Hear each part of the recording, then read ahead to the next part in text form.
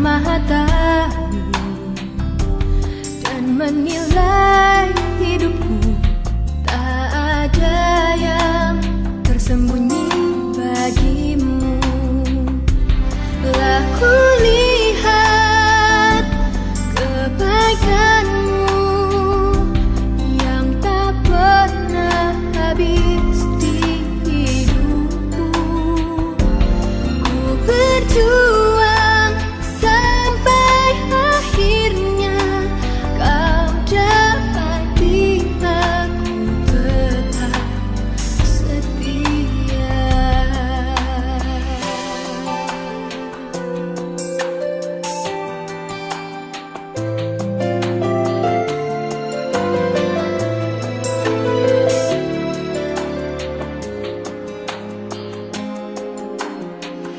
Selidiki aku, lihat hatiku.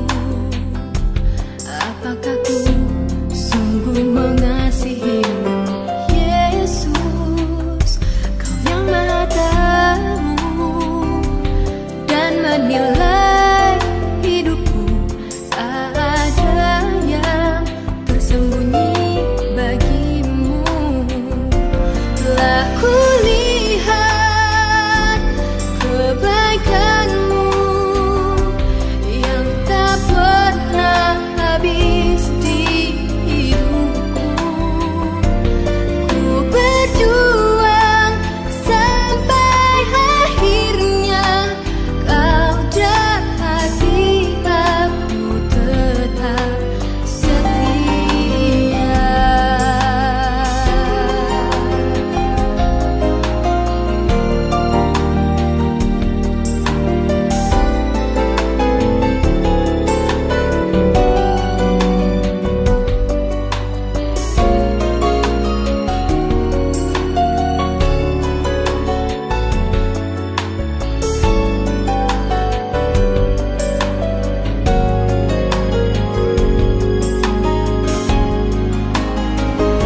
Telah kulihat kebaikanmu yang tak pernah habis di hidupku. Ku berjuang sampai akhirnya kau dapati aku tetap setia. Ku berjuang sampai akhirnya kau dapati aku tetap setia.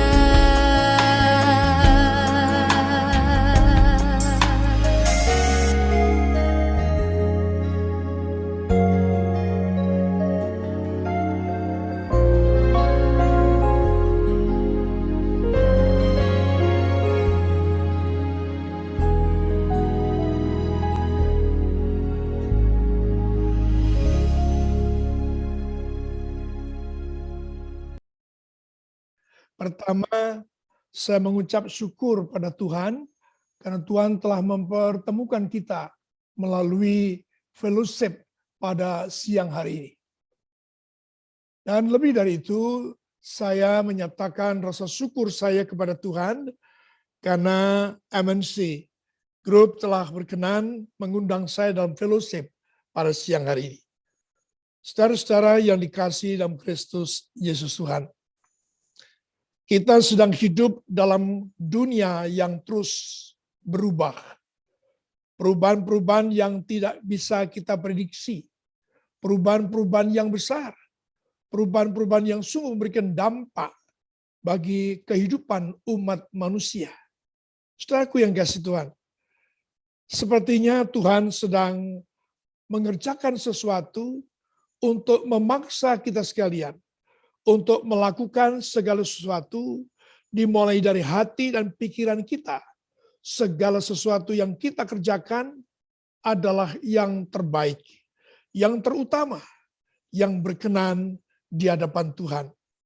Karena perubahan-perubahan yang sedang terjadi sementara kita sedang mengalami apa yang disebut dengan pandemi dunia ini atau COVID-19 yang masih berlangsung sampai dengan hari ini, yang tidak bisa diprediksi kapan berakhirnya. Sekarang dunia sedang ribut dan bisa jadi sedang mempersiapkan diri untuk perubahan cuaca yang luar biasa, perubahan iklim yang luar biasa, yang sungguh akan mendatangkan perubahan-perubahan yang signifikan dalam kehidupan umat manusia. Maka sekali lagi saya ingin mengajak kita untuk berpikir lebih berjaga-jaga, berpikir lebih waspada, untuk melaksanakan segala sesuatu yang terutama, yang terpenting, sekaligus yang tentu berkenan di hadapan Tuhan. Saudara yang dikasihi dalam Kristus Yesus Tuhan, bulan November, rupanya kita semua sepakat untuk mengambil tema berambisi untuk berkenan bagi Allah. Satu tema yang sungguh-sungguh menyadarkan kepada kita sekalian, agar tidak kita kejar ambisi-ambisi pribadi, ambisi-ambisi kedagingan, ambisi-ambisi duniawi, tetapi ambisi yang sungguh-sungguh berkenan di hadapan Allah. Maka firman Tuhan saya baca dari Efesus pasal yang kedua, ayat yang ke-8 sampai dengan yang ke-10. Sebab karena kasih karunia kamu diselamatkan oleh iman. Itu bukan hasil usahamu, tetapi pemberian Allah. Itu bukan hasil pekerjaanmu. Jangan ada orang yang memegahkan diri. Karena kita ini buatan Allah, diciptakan dalam Kristus Yesus untuk melakukan pekerjaan baik yang dipersiapkan Allah sebelumnya. Ia mau supaya kita hidup di dalamnya. Amin. Berbahagialah kita yang mendengar firman Allah, menyimpan dalam hati, merenungkan siang dan malam, terlebih melakukan dalam kehidupan sehari-hari. Kalau saya baca ulang di bagian akhir, di situ dikatakan ia mau supaya kita hidup di dalamnya, di dalam rencana Tuhan, di dalam kehendak Tuhan. Saudara-saudara yang kasih Tuhan, apa yang menjadi rencana dan kehendak Tuhan? Yaitu melakukan pekerjaan yang baik yang dipersiapkan Allah sebelumnya. Saudara yang dikasihi dalam Kristus Yesus Tuhan, Tuhan yang Maha Kasih, Tuhan yang Maha Penyayang, Tuhan yang sungguh-sungguh luar biasa, kasih-Nya yang hebat atas kita.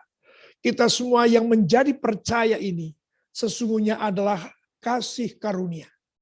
Sebagaimana dikatakan, bukanlah usahamu, bukanlah pekerjaanmu, tetapi itu semua adalah pemberian Allah. Apa yang diberikan Allah melalui Yesus Kristus kepada kita sekalian. Yang pertama-tama jelas adalah pengampunan dosa, keselamatan, bahkan janji untuk menerima hidup yang kekal. Kita telah ditebus oleh darah Yesus. Kita semuanya boleh menjadi milik kepunyaannya. Saudara yang dikasihi dalam Kristus Yesus Tuhan, ketika kita menjadi percaya bahwa Yesus Kristus adalah Tuhan dan Juru Selamat, maka sesungguhnya kita sudah menjadi milik Tuhan. Kita sudah menerima segala sesuatu yang terpenting, yang terutama selama kehidupan kita, lebih dari apa yang mampu kita pikirkan. Segala-galanya telah Tuhan berikan kepada kita, termasuk kebutuhan kita, kehidupan kita. Bahkan langkah-langkah karier kita pun Tuhan telah menyediakannya. Maka saudaraku yang dikasihi dalam Kristus Yesus Tuhan, kalau demikian segala sesuatu telah Dia berikan kepada kita.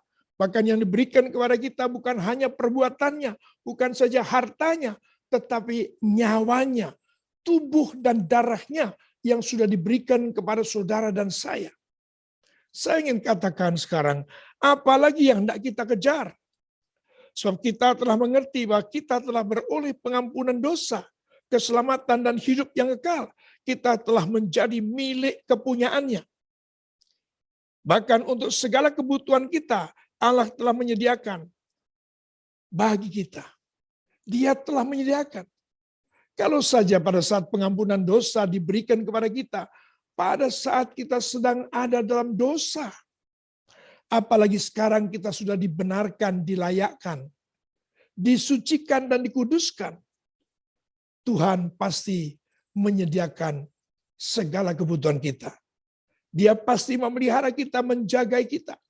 Maka saudaraku yang dikasihi dalam Kristus Yesus Tuhan, maka sekarang yang harus kita pikirkan yang terutama dan yang terpenting dalam kehidupan sekarang ini adalah bagaimana kita sekarang hidup dapat menyenangkan hati Tuhan. Hidup yang mencerminkan kemuliaan Tuhan. Hidup yang berkenan di hadapannya. Mulai memikir-mikirkan perkara di atas, bukan lagi perkara di bawah. Mencari perkara-perkara di atas, bukan lagi mencari perkara-perkara yang di bawah. Saudaraku yang dikasihi dalam Kristus Yesus Tuhan, kalau saya katakan tadi, bahwa apa yang harus kita lakukan, yaitu sesuatu yang menyenangkan hati Tuhan, sesuatu yang membanggakan Tuhan, sesuatu yang mencerminkan kemuliaan Tuhan, sesuatu yang berkenan di hadapan Tuhan. Maka saya ingin meneguhkan kata-kata ambisi yang kita tulis itu. Sesungguhnya menjelaskan kepada kita apa yang kita kejar, apa yang menjadi yang terutama, apa yang menjadi ambisi kita dalam kehidupan kita sebagai orang percaya, yang terutama, yang menjadi pokok dalam seluruh kehidupan kita hari-hari ini. Saudaraku yang dikasihi dalam Kristus Yesus Tuhan, kalau saja pada saat kita berdosa, Dia telah mengampuni dosa kita, melayakkan kita, membenarkan kita. Luar biasa. Apalagi kita yang sudah menjadi milik kepunyaannya, kita sudah disucikan, dikuduskan. Tidak ada alasan untuk kita khawatir, tidak ada alasan untuk kita cemas, gelisah. Tinggal bagaimana kita memilih pilihan yang tepat, pilihan yang berkenan di hadapan Tuhan. Saya katakan bahwa hidup ini adalah pilihan.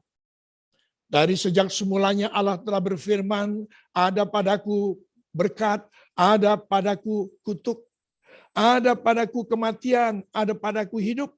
Tetapi pilihlah berkat dan pilihlah kehidupan. Hidup ini adalah pilihan. Maka saudaraku yang dikasihi dalam Kristus Yesus Tuhan, kita harus waspada hari-hari. Sebab kita sedang hidup dalam dunia yang berubah. Hidup dalam dunia yang ditandai dengan kemajuan teknologi yang luar biasa. Tawaran-tawaran dunia hari-hari ini begitu kencang, begitu luar biasa ditawarkan kepada seluruh umat manusia.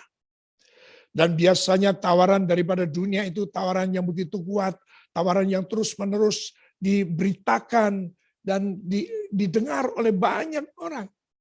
Dengan begitu mudah, segala sesuatu yang ditawarkan dunia ini bisa diberitakan.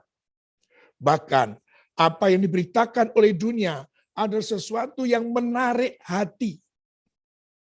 Saudaraku yang dikasihi Tuhan, kita bisa terpleset, kita bisa salah memilih. Kita merasa kita sudah bekerja 1 minggu penuh, atau 1 bulan penuh, perlu kita sekarang rekreasi. Bukan berarti orang Kristen tidak boleh rekreasi. Tetapi yang saya ingin tekankan di sini adalah waspadalah ketika kita harus memilih sesuatu. Apakah sesuatu itu layak di hadapan Tuhan? Adakah sesuatu itu berkenan di hadapan Tuhan? Adakah sesuatu itu adalah berdampak kekal bagi kehidupan kita? Adakah sesuatu yang kita pilih itu menjadi berkat bagi banyak orang? Inilah pertanyaan yang harus kita perhatikan. Saudaraku yang dikasihi dalam Kristus Yesus Tuhan. Saya baca dalam firman Tuhan dari Matius 9 ayat yang ke-13. Jadi pelajarilah arti firman ini. Yang kugendaki ialah belas kasihan, bukan persembahan. Karena aku datang bukan untuk memanggil orang benar, melainkan orang yang berdosa.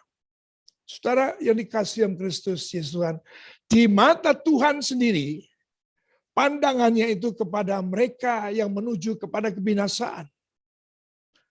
Begitu luhur, begitu hebat kasih-Nya.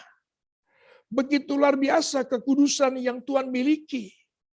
Dia sungguh memberi perhatian kepada dunia ini yang sedang menuju kepada kebinasaan. Sehingga dia menyatakan bahwa dia sendiri datang bukan untuk orang benar, tetapi untuk orang yang berdosa. Maka diawali dengan ayat firman Tuhan, yang ku kehendaki ialah belas kasihan, bukan persembahan. Artinya saudaraku, belas kasihan daripada hukum kasih yang paling utama diajarkan oleh Yesus Kristus yang dinyatakan melalui pengorbanannya di kayu salib untuk seluruh umat manusia. Ini sungguh harus menjadi perhatian kita, saudaraku yang dikasihi dalam Kristus Yesus Tuhan. Kata-kata belas kasihan itu sungguh luar biasa. Dan kita sudah membaca banyak firman tentang apa yang dikerjakan Yesus selama dia hidup dalam dunia. Ketika dia akan melakukan sesuatu selalu diawali ketika dia melihat orang banyak, tergeraklah hatinya oleh belas kasihan. Ketika dia melihat orang banyak itu dalam keadaan lapar, kita mengikuti dia berhari-hari, maka tergeraklah hatinya oleh belas kasihan untuk menyediakan makanan bagi mereka. Kesemuanya dilakukan ketika dia juga melihat orang kusta, ketika dia menyembuhkan orang yang buta dan lain sebagainya. Dia selalu mengawalinya langkah, mengawali gerakan, menyatakan kasih kepada mereka itu dengan belas kasihan. Sehingga belas kasihan itu menjadi motor penggerak daripada Yesus. Pertanyaannya sekarang adalah, bagaimana dengan kehidupan kita? Saya dan saudara yang telah menerima kasih-Nya, kasih yang hebat, menerima pengampunan dosa, kita semua sudah menerima keselamatan, dan kita semua sedang memegang janji Allah, yaitu menerima hidup yang kekal. Bahkan kita, saudaraku yang dulunya disebut orang asing, kita sudah menjadi keluarga Allah. Kita dahulu yang tidak menerima kasih, tapi kita telah menerima belas kasihan daripada Allah melalui Yesus Kristus. Apa sekarang yang ada dalam hati kita? Adakah saudara dan saya memiliki perhatian kepada mereka yang berdosa? Adakah saudara dan saya memiliki perhatian kepada mereka yang sedang mengalami penderitaan, sengsara, dan lain sebagainya di sekitar kehidupan kita ini? Jangan sampai kita hanya memiliki kerinduan, satu saat nanti saya akan menolong orang itu. Satu saat nanti aku akan memberikan sesuatu kepada mereka ini yang sedang terlantar, yang sedang menderita, yang sulit untuk mendapatkan makanan. Satu saat nanti. Tidaklah demikian pengajaran Tuhan Yesus. Belas kasihan adalah sesuatu yang serta-merta, begitu melihat, begitu mengetahui, begitu sesuatu yang sebenarnya harus dilakukan. Sebagaimana pengajaran Tuhan Yesus dalam Lukas pasal 10 yang diberikan kepada imam dan para Lewi. Di mana ada seorang yang meninggalkan Yerusalem menuju ke Yeriko, dirampok habis-habisan. Dia tergeletak dan hampir mati. Hampir mati. Setelahku yang dikasih pertanyaan dari Yesus. Ketika kemudian kepada siapa yang disebut kepada sesamamu manusia? Mereka mampu menjawab dengan benar. Orang ketiga guru, yaitu orang Samaria. Karena orang Lewi hanya melihatnya dari seberang jalan. Demikian juga imam maupun yang lain hanya melihat orang yang tergeletak, hampir mati itu, hanya di seberang jalan. Tetapi ada orang ketiga, yaitu orang Samaria. Dia naik keledai mengetahui dia sedang tergeletak membutuhkan pertolongan. Dia turun dari keledainya dan memberikan pertolongan. Diminyakinya lalu digendongnya dibawa ke penginapan. Diberikanlah uang kepada pemilik penginapan. Ditolongnya orang. Sehingga Yesus waktu itu bertanya, siapa di antara tiga orang itu yang memiliki belas kasihan atau yang mengerti tentang sesamamu manusia? Jawabannya pun benar.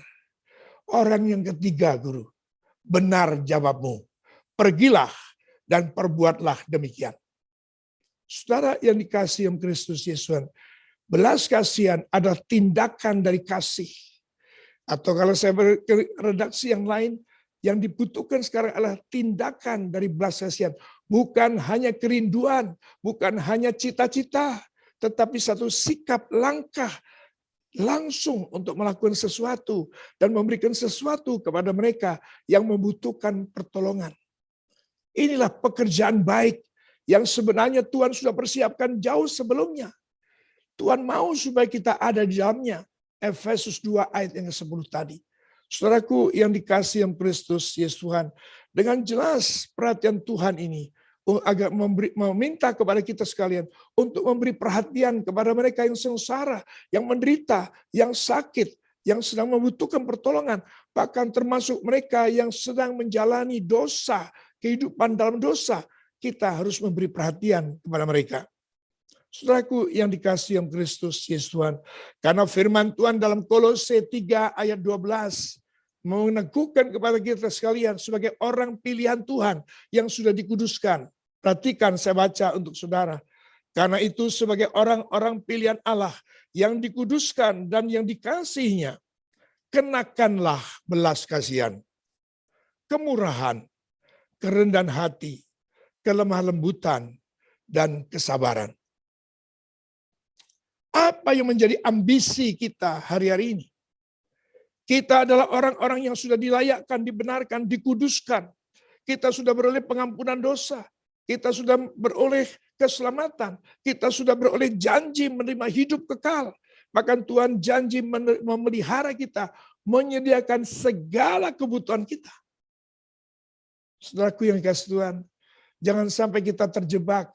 Ambisi kita masih berbau kedagingan. Kalau hal itu terjadi, berarti kita tidak mungkin dapat menjadi berkat bagi banyak orang. Kita tidak mungkin bisa menjadi saksi dan alat Tuhan. Tidak mungkin kita akan hidup mencerminkan kemuliaan Tuhan. Kalau saja masih kepentingan pribadi masih menguat di dalam kehidupan kita. Masih membelenggu kehidupan kita. Tuhan menghendaki supaya ambisi yang saudara saya lakukan adalah ambisi untuk hidup benar di hadapan Tuhan. Hidup berkenan di hadapan Tuhan. Saudara yang dikasihi Tuhan, hal-hal inilah yang harus menjadi ambisi kita. Yang disebutkan tadi adalah kenakanlah belas kasihan, kemurahan, kerendahan hati, kelemah lembutan, dan kesabaran. Kenakanlah semuanya itu. Hal-hal inilah yang dikatakan sebagai ambisi kita sebagai orang-orang yang telah dipilih oleh Tuhan untuk supaya kita hidup berkenan kepada Allah.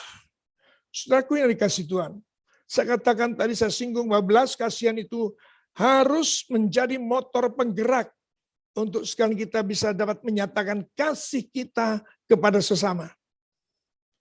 Kalau tidak, perbuatan baik kita pasti punya pamrih. Kalau apa yang kita perbuat, perbuatan baik yang kita lakukan, pertolongan yang kita berikan kepada orang lain, digerakkan oleh belas kasihan, pasti hal itu saudara lakukan tanpa pamrih.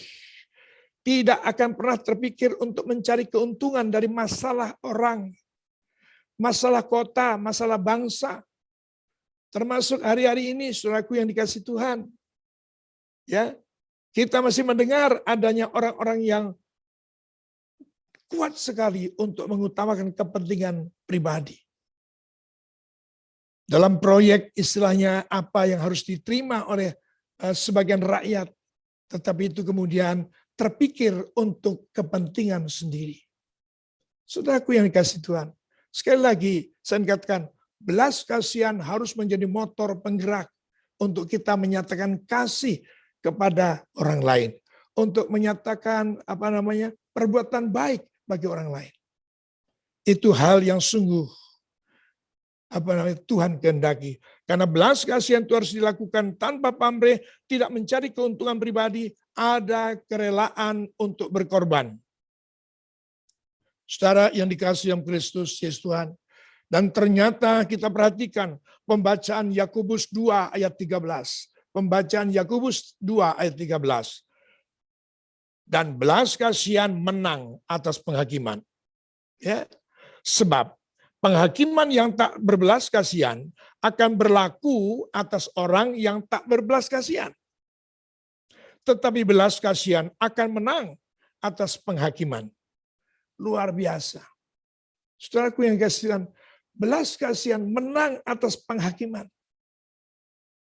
Dan bahkan ayat sebelumnya mengatakan, tanpa penghakiman tanpa belas kasihan akan dinyatakan kepada orang-orang yang tidak berbelas kasihan. Ya, kita sudah tahu apa itu artinya. Bapak Ibu yang dikasih dalam Kristus Yesus Tuhan, keluarga besar MNC yang saya kasihi, saya percaya kita semua sudah menerima yang terbaik dari Tuhan. Kita semua ditempatkan di tempat di mana Tuhan kehendaki untuk menjadi saksi dan alat Tuhan, untuk menyatakan kasih Tuhan Yesus kepada orang-orang di sekitar kita, dimanapun kita berada. Karena hal itu Tuhan juga kehendaki dari kehidupan kita, dari ambisi kita, itu juga akan menjadi perhatian daripada generasi penerus kita. Akan menjadi perhatian. Bisa jadi kehidupan kita ini juga menjadi teladan bagi mereka. Anak-anak kita, keluarga kita, generasi penerus di bawah kita. Sehingga firman Tuhan itu mengingatkan kepada kita untuk kita terus mengejar ambisi kita yang terbaik, yang berkenan kepada Allah. Bukan saja bagi diri kita, tetapi sanggup mewariskan untuk generasi berikutnya. Mazmur 37 ayat 25 dan 26. Mari dengar dengan baik. Dahulu aku muda, sekarang telah menjadi tua, tetapi tidak pernah kulihat orang benar ditinggalkan, atau anak cucunya meminta-minta roti. Tiap hari ia menaruh belas kasihan dan memberi pinjaman, dan anak cucunya menjadi berkat. Kehidupan kita menentukan generasi berikut kita. Kehidupan kita, keteladanan kita, itu menjadi keteladanan bagi generasi. Saudara yang dikasihi dalam Kristus Yesus Tuhan, mari tenaga, kesempatan yang masih kita miliki, kita manfaatkan semaksimal mungkin untuk kehidupan ini, kehidupan yang berkenan kepada Tuhan. Untuk kehidupan kita bisa menjadi teladan bagi banyak orang. Karena orang-orang di sekitar kita pastilah memperhatikan kita. Saya sungguh sangat diberkati dengan firman Tuhan dari Mazmur 37 ini. Ayat 25 dan 26. Mari kita akan baca sekali lagi. Dahulu aku muda, sekarang telah menjadi tua, tetapi tidak pernah kulihat orang benar ditinggalkan, atau anak cucunya meminta-minta roti. Tiap hari ia menaruh belas kasihan dan memberi pinjaman, dan anak cucunya menjadi berkat. Bapak Ibu yang dikasihi dalam Kristus Yesus Tuhan, tinggalkan keinginan-keinginan daging. Tinggalkan keinginan-keinginan, kepentingan-kepentingan sendiri, tinggalkan. Tinggalkan semua keinginan-keinginan duniawi. Sekali lagi bukan berarti kita tidak butuh makan, tidak butuh sesuatu dalam fasilitas hidup kita. Kita membutuhkan. Tapi jangan hal itu menjadi sesuatu yang kita kejar. Sesuatu yang menjadi kebanggaan kita. Jangan. Sebab Tuhan sudah berjanji dan Tuhan sudah menyediakan segala-galanya. Sebab setiap kita, saudaraku yang dikasihi Tuhan, yang sudah menjadi milik Kristus. Mari saya tutup dengan firman Tuhan dari Galatia 3 ayat yang ke-29 ini. Di situ dikatakan, dan jikalau kamu adalah milik Kristus, maka kamu juga adalah keturunan Abraham dan berhak menerima janji Allah.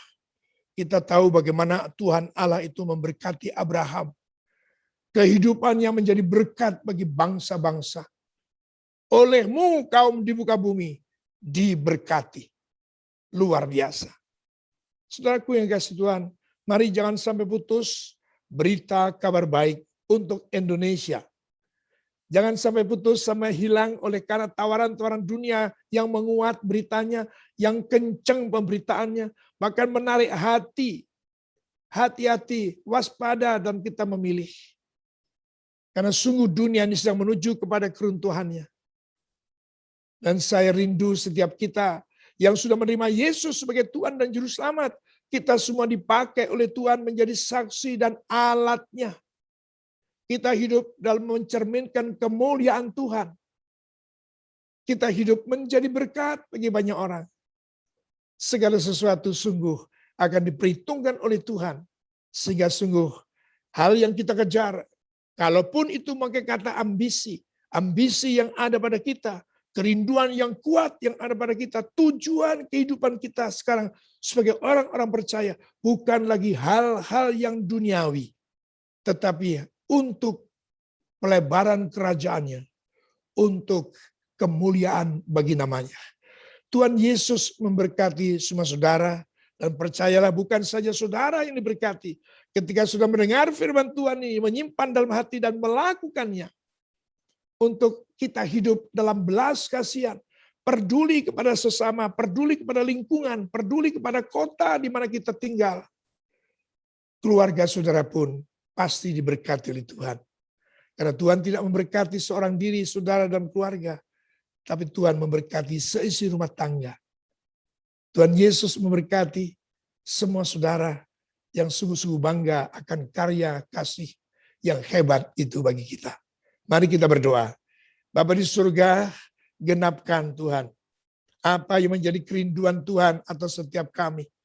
Agar sungguh firman Tuhan ini bukan saja kami dengar, tetapi menjadi kekuatan kami untuk melangkah. Agar siapapun kami yang sudah Engkau pilih menjadi milik kepunyaanmu, kami sekalian boleh menjadi saksi dan alat Tuhan yang luar biasa. Terlebih memiliki hati yang penuh dengan belas kasihan, melihat sesama, melihat orang lain yang sedang dalam penderitaan, yang sedang mengalami sengsara. Kami sekalian diberikan oleh-Mu Tuhan otoritas untuk kami mampu menyatakan kasih kami kepada mereka, dimotori dengan belas kasihan. Terpujilah Engkau kekal selama-lamanya. Dalam Kristus Yesus Tuhan, kami sudah berdoa dan mengucapkan syukur. Amin.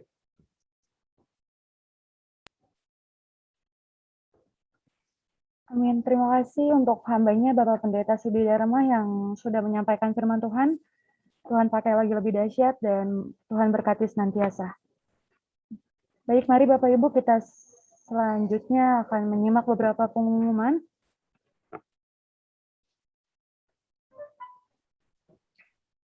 Tertera laporan KAS PDMNC Center per 12 November 2021 boleh dilihat di layar PC atau handphonenya masing-masing. Selanjutnya,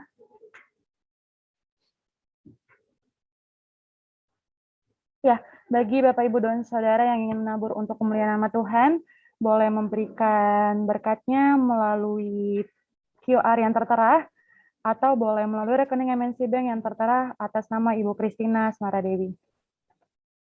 Selanjutnya.